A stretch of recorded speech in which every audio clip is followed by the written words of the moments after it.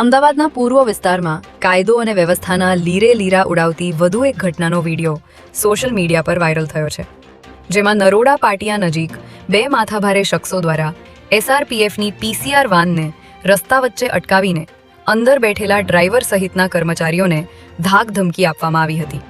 ત્યારે આ ઘટનાનો વિડીયો સામે આવતા પોલીસ એક્શનમાં આવી છે અને આરોપીઓની ધરપકડના ચક્રો ગતિમાન કર્યા છે. વિડીયોમાં નજરે પડતા બંને શખ્સોની ઓળખ કરી તેમને કાયદાનું ભાન કરાવવા માટે પોલીસે આસપાસના સીસીટીવી ફૂટેજ અને હ્યુમન સોર્સની મદદ લેવાનું શરૂ કર્યું છે. ગુજરાતમાં સરકારી તંત્ર અને કાયદાને ઘોડીને પી જનારા ખનીજ માફિયાઓ પર આખરે તંત્રની તવાઈ શરૂ થઈ છે, ત્યારે ધોળકાના વીરપુર ગામે ગેરકાયદે ખનનનો પર્દાફાશ કર્યા બાદ હવે અમદાવાદ ખાણ ખનીજ વિભાગની ટીમે બાવળા તાલુકાના શિયાળ ગામમાં દરોડા પાડ્યા છે.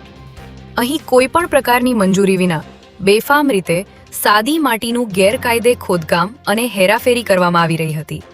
ત્યારે ખનીજ વિભાગની ક્ષેત્રીય તપાસ ટીમે આકસ્મિક રેડ પાડીને ઘટના સ્થળેથી એક હિટાચી મશીન અને 2 ડમ્પર કબજે કર્યા છે. સીઝ કરાયેલા આ તમામ વાહનોની અંદાજિત કિંમત 1 કરોડ રૂપિયા જેટલી આંકવામાં આવી રહી છે.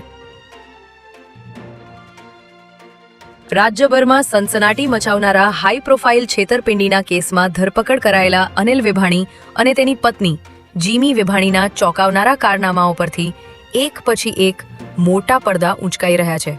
ત્યારે હાઈ પ્રોફાઇલ ઠગ દંપતીની ધરપકડ બાદ હાથ ધરાયેલી સઘન તપાસમાં તેમના અલગ અલગ શહેરોમાં આવેલા બેંક લોકરમાંથી અઢળક સોનું, ચાંદી, કિંમતી રોકાણો અને દસ્તાવેજો મળી આવ્યા છે.